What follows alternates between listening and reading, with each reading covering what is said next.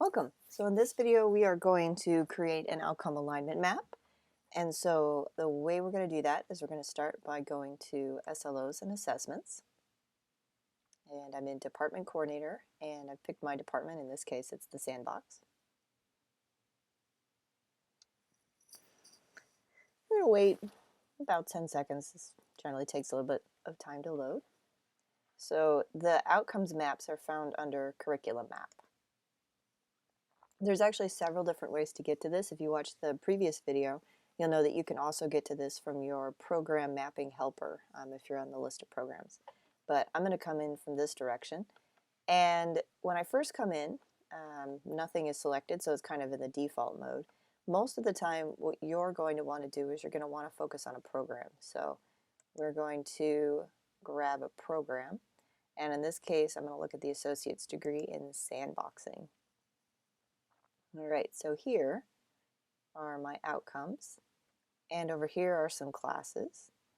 And with this, I can actually flip between all of the outcomes that are relevant to this course. So sometimes you'll have, rarely, program outcomes for the whole department, regardless of program.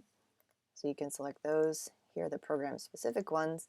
And then also these core institutional student learning outcomes.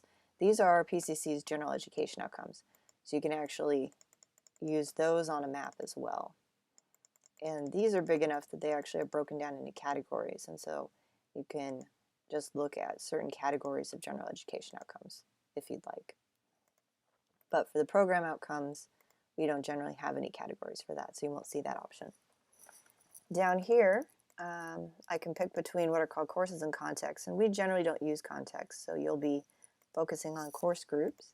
And then this is a list of the different course groups that are affiliated with this program. So I've actually put 2 course groups. Usually you'll just see one, but here I've got some general education courses that are part of this program. And then I also have just the courses that are associated with the core part of the program.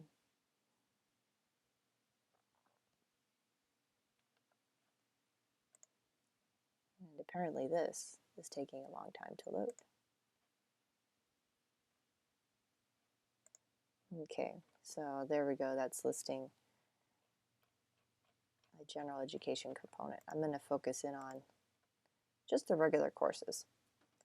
So now what I've got is I've got a grid, and on the top are program level outcomes. On the left are the outcomes for different courses. And so normally these would make sense. Here I've kind of randomly picked a few classes to associate with this. So normally I would read this outcome, and then previously you would have decided as stakeholders in the program, so faculty that teach the courses, anybody that's related to that, you would have discussed how the course outcomes align with the program outcomes. So you'll be able to come in and say, okay, we've decided that this outcome in this course really builds towards these 2 outcomes. And then you can also click on assessment level, and you'll come in and you'll be able to say, and in this course, we introduce this idea. So this outcome for the course is really introducing this program outcome to the students. So by the end of the course, we want them to have kind of an introduction to it. But as we get further along in the program, maybe we want them to practice this. So they're just performing this outcome as they go. But by the end, maybe we want them to have mastered this particular outcome.